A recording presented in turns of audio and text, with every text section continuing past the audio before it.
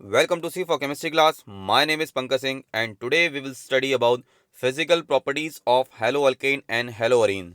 See, in the last video we have studied how to prepare the haloalkane and the haloarenes and all those preparation we have studied.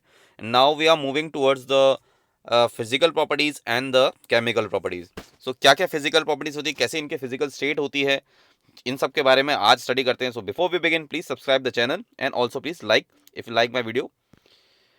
So physical properties of the haloalkane. First, we will start from the their nature. See, all the haloarenes और haloalkane जितने भी mostly हैं ये सब के सब gases nature के होते हैं और इनका कलरलेस भी होता है, लेकिन गैसेस नेचर इनका जो है लोअर मेंबर्स का होता है. लोअर मेंबर का मतलब यहाँ पर है कि जिन कार्बन की काउंटिंग अगर हम देखें अप टू 1 से लेके लगभग C15 तक C5 तक सॉरी, यानी अगर पेंटेन तक देखें, हेक्सेन तक भी इवन जो है ये मोस्टली जो है सभी जो होते हैं ये गैसेस होते हैं रूम टेम्परेचर में. और जैसे जैसे इनकी डेंसिटी बढ़ती जाती है और ये डेंसिटी यानी कि नंबर ऑफ कार्बन जो है इनके इंक्रीज करते जाते हैं, तो उस हिसाब से लगभग ये 18 अगर इनकी चेन में कार्बन्स आ जाएं तो इन हेलोअल्केन्स की जो स्टेट होती है वो एक लिक्विड स्टेट हो जाती है. और अगर उससे ऊपर चले जाए यानी कार्बन की काउंटिंग हम C18 से जो है 19 20 एंड इवन ऊपर और ले जाएं, हायर ले जाएं 21 22, तो ये मेंबर्स अब वैक्सी सॉलिड की तरह भी वैक्स जैसा सॉलिड की तरह बिहेव करने लग जाते हैं. रीज़न इनके पीछे यही है कि ये सभी जो हैं कोवलेंट नेचर के होते हैं और जहाँ पर इनके बीच में शेयरिंग होती है मॉलिक्यूल की, और इसी शेयरिंग की वजह से इनके बीच में आपस में अगर हम देखें जैसे कि हम CH3Cl ले लें तो ये मॉलिक्यूल और इसी के जैसे अपने मॉलिक्यूल के बीच में जो फोर्स ऑफ अट्रैक्शन होता है वो काफ़ी वीक होता है और ये इसको हम बोलते हैं weak van der Waals force of attraction भी बोलते हैं. तो इसी weak van der Waals force of attraction के कारण इनके बीच में कोई खास बॉन्डिंग नहीं होती है, जिससे इनकी स्टेट ऑलवेज जो होती है लोअर मेंबर की रूम टेम्परेचर में स्पेशली वो इनकी गैसेस फॉर्म में होती है, क्योंकि धीरे धीरे डेंसिटी बढ़ती जाती है हायर 18 मेंबर्स तक. तो 18 मेंबर तक इनकी स्टेट जो है धीरे धीरे टर्न होने लग जाती है लिक्विड स्टेट में. Let's see the other state also. The most important is boiling point. See boiling point का फिनोमेना तो ये है कि अगर हम पहले बॉइलिंग फिनोमेना के पॉइंट के फिनोमेना के बारे में जानें, सो बॉइलिंग पॉइंट उस पॉइंट को कहते हैं जब कोई भी लिक्विड हमारा बॉईल करने लग जाता है. और बॉईल करने की स्टेट मोस्टली तब आती है जब किसी भी लिक्विड का वेपर प्रेशर जो है उसके जो बाहर एटमोस्फेरिक प्रेशर है उसके इक्वल हो जाए.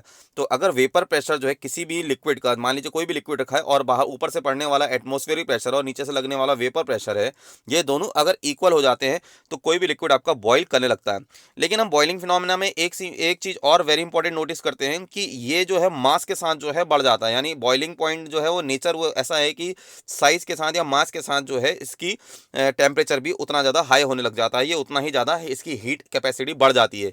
तो यहाँ पर भी लगभग इसी फिनोमेना में हम इसके दो पॉइंट्स को बहुत स्पेशली स्टडी करेंगे कि जब हम कंसिडर करेंगे कि अल्काइल ग्रुप सभी में सेम है. मान लीजिए हमारे पास अल्काइल फ्लोराइड है यानी मिथाइल फ्लोराइड, फिर है हमारे पास मिथाइल क्लोराइड, फिर है हमारे पास मिथाइल ब्रोमाइड, फिर है हमारे पास यहाँ पर मिथाइल आयोडाइड. देखिए यहाँ पर मिथाइल तो सब में सेम है यानी मॉलिकुलर मास जो है CH3 का वो तो जो CH3 ग्रुप है वो ऑलमोस्ट सब में सेम है. लेकिन अगर हम देखें इसमें सबसे इंपॉर्टेंट जो इसके साथ हेलोजन अटैच हो रहा है, जैसे कि फ्लोरीन के साइज को हम लगभग इतना कंसिडर कर लेते हैं. अगर हम इसी फ्लोरीन की जगह अगर इसी फॉर्म में हम क्लोरीन को देखें तो क्लोरीन के साइज जो है लगभग बड़ा होगा. ये साइज फ्लोरीन का है, ऊपर वाला साइज ब्रोमीन का. इसी के बाद जो है ये ब्रोमीन का साइज हो जाएगा, तो ये फ्लोरीन, ये क्लोरीन, ये ब्रोमीन. और इसी के बाद अगर हम आयोडीन के साइज को लें तो ये आयोडीन का लगभग एटॉमिक साइज होगा. ये इसलिए भी होता है क्योंकि हम जानते हैं कि एटॉमिक टेबल पूरे पीरियोडिक टेबल में जो इनका एटॉमिक रेडियस है वो डाउन द ग्रुप बढ़ता है. फ्लोरीन क्योंकि 1s2 2s2 2p5 तक एग्जिस्ट करता है. ये क्लोरीन जो है इसकी वैलेंस शेल जो है 3s2 3p5 होती है यानी third shell of principal quantum number जाता है. ब्रोमीन के केस में जो है 4s4p5 जाता है, ये 5s5p5 तक जाता है. तो मेरे कहने का मतलब यहाँ पर ये है कि जैसे जैसे हेलोजेंस में हम आगे को बढ़ते हैं फ्लोरीन से लेके आयोडीन तक, यहाँ पर एटॉमिक साइज जो है इन हेलोजेंस का बढ़ रहा है यानी इनका साइज बढ़ते जा रहा है. तो इसी साइज के बढ़ने के अकॉर्डिंग, इसी साइज के बढ़ने के ट्रेंड की वजह से इनके बॉइलिंग पॉइंट में भी जो है इंक्रीज आता है. So increase with the increase in molecular size of the same alkyl hydride just because क्योंकि इनका मॉलिकुलर मास, इनका साइज जो है वो बढ़ जा रहा है. आप जानते हैं फ्लोरीन से ज़्यादा बड़ा जो होगा वो क्लोरीन होगा, फिर उसके बाद जो होगा ब्रोमीन, फिर आयोडीन. अगर हम यहाँ पर एक कॉन्सेप्ट और ले लें कि अगर हम हेलोजन को कांस्टेंट रख रहे हैं और अल्काइल ग्रुप को बढ़ा दें तो भी वही बात है, क्योंकि हम यहाँ पर हेलोजन को भले ही कांस्टेंट कर दे रहे हैं, क्लोरीन क्लोरीन क्लोरीन हम ले रहे हैं, लेकिन हम देख रहे हैं कि अल्काइल ग्रुप जो है CH3, फिर C2H5, फिर C3H7, फिर C4H9, यहाँ पर धीरे धीरे कार्बन की चेन बढ़ती जा रही है। तो अगर कार्बन की चेन बढ़ती जा रही है तो इसका मतलब ये है कि इसका मॉलिक्यूलर मास भी जो है वो बढ़ते जा रहा है। तो मॉलिक्यूलर मास बढ़ने से, तो चेन बढ़ने से मॉलिक्यूलर मास बढ़ते जाता है, तो इसीलिए बॉइलिंग पॉइंट भी बढ़ जाता है। अगर आप अभी भी कंफ्यूज हो रहे हैं बॉइलिंग पॉइंट को, तो इसको आप इस तरीके से समझ सकते हैं कि इनके वेपर प्रेशर जो है, वेपर्स जब से साइज अगर छोटा होगा और ये बड़े साइज होगा तो यहाँ जो वेपर्स बनेंगी वो कम बनेंगी, जो कि एटमॉस्फेरिक प्रेशर के जल्दी इक्वल हो जाएंगे, तो जल्दी उबल जाएगा यानी जल्दी बॉयल हो जाएगा। लेकिन अगर साइज बड़ा हो तो वेपर्स बहुत देर में बनेंगी, टाइम लगेगा, और ये वेपर प्रेशर के इक्वल, ये एटमॉस्फेरिक प्रेशर के इक्वल होने में भी इसमें थोड़ा समय लगेगा, just because of the higher size, greater size. तो इसलिए बॉइलिंग पॉइंट में भी इसमें टाइम लगता है। अच्छा, बॉइलिंग पॉइंट यहाँ सभी जो है वो केल्विन के टर्म में है। इसी में एक स्पेशल पॉइंट और है जो कि नोटिस करने वाली बात है, अगर चेन फॉर्म में या ब्रांचिंग फॉर्म में कोई भी अगर कार्बन और उसके कंपाउंड एग्जिस्ट करते हैं, जैसे कि अगर मैं आइसोमरिक फॉर्म ले लूँ यहाँ पर, तो यहाँ पर हमारे पास जो है CH3 CH2 CH2 यानी ब्रोमो जो है इथेन, ब्रोमो यहाँ पर जो है ब्यूटेन है, यहाँ पर 2 मिथाइल जो है प्रोपेन, यहाँ पर हमारे पास आइसोमरिक फॉर्म, इसकी आइसो फॉर्म है, और ये हमारी न्यू फॉर्म है। तो अगर हम देखें तो यहाँ पर ब्रांचिंग के फॉर्म में इसका टेम्परेचर जो है धीरे धीरे घट रहा है, यानी डिक्रीज हो रहा है। 375 के बाद 364, देन 346। तो इसका मतलब ये है कि जब भी ब्रांचिंग होती है, remember this is very important, जब भी ब्रांचिंग होगी यानी सब्सटीट्यूशन होगा, सब्सटीट्यूट होंगे, साइड में ब्रांचिंग जुड़ी होगी, तो इससे मॉलिक्यूलर मास जो है वो कॉम्पैक्ट हो जाता है, कुछ कम हो जाता है, जिससे क्या है कि बॉइलिंग फिनोमेना बहुत जल्दी हो जाता है। यानी कोई भी बॉइलिंग जो लिक्विड जो है ब्रांचिंग में, specially in the organic compound, यहाँ पर ब्रांचिंग की वजह से इनके बॉइलिंग पॉइंट जो है डिक्रीज करती है। तो ये तो बहुत बात थी हमारी बॉइलिंग पॉइंट की। अगर हम अराइल ग्रुप के लिए यानी अराइल हैलाइड्स यानी बेंजीन से रिलेटेड कंपाउंड के बारे में स्टडी करें, तो यहाँ पर भी सेम मैटर करती है साइज। यानी अगर अराइल हैलाइड की बात करें तो same halogen, the melting point and boiling point increases with the size of the aryl group. यानी अगर साइज बढ़ जाता है, यानी अगर हमारे पास 2 रिंग आ जाती है, 2 के बजाय हमारे पास 3 रिंग आती है, तो इस हिसाब से देखें तो इस ट्रेंड में साइज बढ़ने से बॉइलिंग फिनोमेना भी इंक्रीज कर जाता है। लेकिन अगर हम मेल्टिंग पॉइंट की बात करें तो मेल्टिंग पॉइंट में ट्रेंड जो है वो कुछ ऐसा है कि बढ़ता तो है, लेकिन उसके पीछे एक स्पेसिफिक रीजन है। देखिए, मेल्टिंग स्टेट ऐसी होती है जब कोई ऑब्जेक्ट सॉलिड स्टेट में होता है, तो वहां से उसको लिक्विफाइड करने में जो स्टेट टेम्परेचर लगता है, जो हीट लगती है, एनर्जी लगती है, उसको मेल्टिंग स्टेट बोलते हैं। तो इस केस में हमारे पास ऑर्गेनिक इसमें रिंग वाले कंपाउंड्स में मोस्टली यानी अराइल हैलाइड में, यहाँ पर हमारे पास ऑर्थो, मेटा और पैरा है। तो ऑर्थो, मेटा और पैरा में सबसे ज़्यादा बॉइलिंग पॉइंट जो है, मेल्टिंग पॉइंट जो है, वो 325 जो है पैरा पोजीशन में है। तो इसके पीछे एक बहुत अच्छा रीज़न है कि पैरा पोजीशन में अगर कंपाउंड रखा हो तो इनकी जो स्टेट होती है वो सिमेट्रिकल होती है। सिमेट्रिकल का मतलब ये है सॉलिड स्टेट में ये वेल फिटेड होते हैं, यानी जहां पर भी ये एटम्स एग्जिस्ट करते हैं इन सॉलिड स्टेट में, क्योंकि ये क्लोरीन और ये क्लोरीन बहुत अलग है, इक्वल एंड अपोजिट डायरेक्शन में है, तो अपोजिट डायरेक्शन के होने की वजह से वेल फिटेड होते हैं। यानी इनको अगर हम इनको मेल्ट करना चाहें तो इनके लिए हमें इनको बॉन्ड को यानी इनकी प्लेस को इनसे हटाने के लिए बहुत ज़्यादा एनर्जी लगेगी। लेकिन वहीं पर ही अगर हम क्लोरो, यहाँ पर हम ऑर्थो को देख लें और मेटा को देखें तो ये काफ़ी नज़दीक होते हैं, तो जिसकी वजह से कहीं ना कहीं इनके बीच में स्ट्रेन रहता है, और यहीं इसी के थ्रू अगर कोई इनके नेबर में मॉलिक्यूल होगा तो वहाँ भी ये स्ट्रेन रहेगा, यानी इनकी जो स्टेबिलिटी होगी सॉलिड स्टेट में वो कुछ हद तक जो है कम होगी। तो मेल्टिंग स्टेट भी इनकी काफ़ी जल्दी आ जाती है comparison to para position. So para dichlorobenzene is having a higher melting point than meta dichlorobenzene than ortho dichlorobenzene.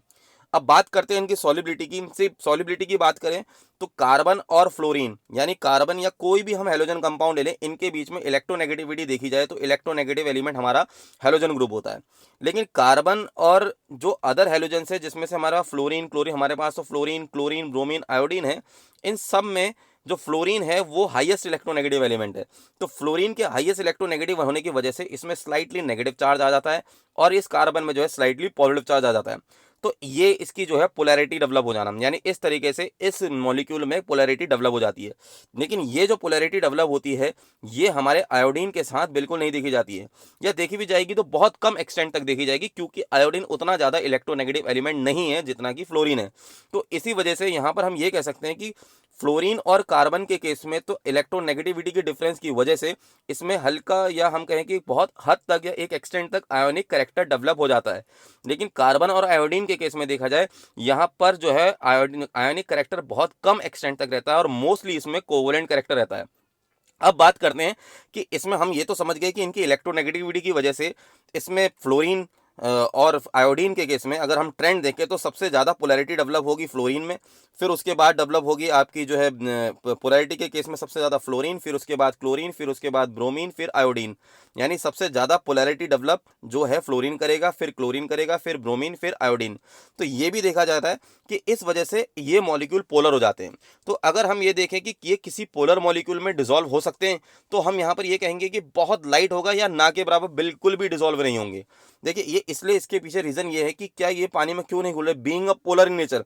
यहाँ पर पोलैरिटी डेवलप तो होगी लेकिन इतनी भी डेवलप नहीं हुई है कि पानी के मॉलिक्यूल जो कि एक पोलर मॉलिक्यूल है उनके साथ हाइड्रोजन बॉन्डिंग बना सके। देखिए यहाँ पर हाइड्रोजन बॉन्डिंग बहुत इंपॉर्टेंट चीज़ है। हाइड्रोजन बॉन्डिंग का मतलब यही है कि अगर यहाँ पर हमारे पास कार्बन है जो कि पार्शियल पॉजिटिव चार्ज है और फ्लोरीन पार्शियल नेगेटिव चार्ज है, और वहीं पर ही हमारे पास पानी का मॉलिक्यूल है जो कि खुद भी एक पोलर नेचर है सेम इलेक्ट्रोनेगेटिव डिफरेंस की वजह से, तो क्या इसमें एक पोलैरिटी डेवलप यहाँ पर एक हाइड्रोजन बॉन्डिंग एग्जिस्ट करेगी? ये नहीं करती है, क्योंकि इसमें जो पोलैरिटी डेवलप हुई इतनी ज़्यादा भी नहीं होती है कि इंटरमोलिकुलर हाइड्रोजन बॉन्डिंग बनाने के लिए काफ़ी हो। तो यहाँ पर हम ये कहेंगे कि haloalkanes though they are polar in nature. यहाँ पर बहुत कंफ्यूजन होता है कि पोलैरिटी के कारण अक्सर ये मान लिया जाता है कि इनकी सॉल्युबिलिटी पानी जैसे कंपोनेंट कंपाउंड में बहुत अच्छी होती है। हाँ, ये तो नहीं कह सकते कि कंप्लीटली इनसॉल्युबल कहना भी बिल्कुल गलत होगा, लेकिन हम यहाँ से एक तरीके से स्पैरेंगली सॉल्युबल से भी बहुत कम कहेंगे। बिल्कुल इनसॉल्युबल भी नहीं कह सकते, लेकिन हम बहुत अच्छा सॉल्युबल भी। यहाँ पर लिखा है दे आर इनसॉल्युबल, ये भी 100% इनसॉल्युबल नहीं होता है। ठीक, तो ये पोलैरिटी डेवलप होने के कारण होता है। देखिए यहाँ पर इलेक्ट्रोनेगेटिविटी के टर्म में भी हम समझ सकते हैं कि इलेक्ट्रोनेगेटिविटी जो सी और एक्स के बीच में 1.5 है, और वहीं जो है क्लोरीन और जो यहाँ पर आयोडीन के बीच में जो है वो लगभग 0 है। तो इसका रीज़न यही है बेसिकली कि पोलैरिटी डेवलप होने की वजह से यहाँ पर हम इसको जो है यही समझ लेते हैं कि ये सॉल्युबल हो जाएगा, लेकिन ये असल में सॉल्युबल नहीं होता है, क्योंकि हाइड्रोजन बॉन्डिंग बनाने के लिए जितना इसमें पॉजिटिव कैरेक्टर और नेगेटिव कैरेक्टर इसमें पोलैरिटी डेवलप होनी चाहिए उतनी सफिशिएंट पोलैरिटी डेवलप नहीं होती है। तो ये थी हमारी फिजिकल प्रॉपर्टीज़। आई होप आज के टॉपिक में आपको फिजिकल प्रॉपर्टीज़ समझ में आ गई होंगी। बहुत कम थी, बहुत ईजी भी थी, लेकिन अब इसके बाद हम शुरू करने जा रहे हैं अपनी केमिकल प्रॉपर्टीज़। और उन केमिकल प्रॉपर्टीज़ को आप ध्यान से देखिएगा, क्योंकि इसमें न्यूक्लियोफिलिक सब्स्टिट्यूशन रिएक्शंस के बेस में जो है हेलो अल्केन्स जो है अपनी केमिकल प्रॉपर्टीज शो करते हैं। So till then keep doing the studies and thank you.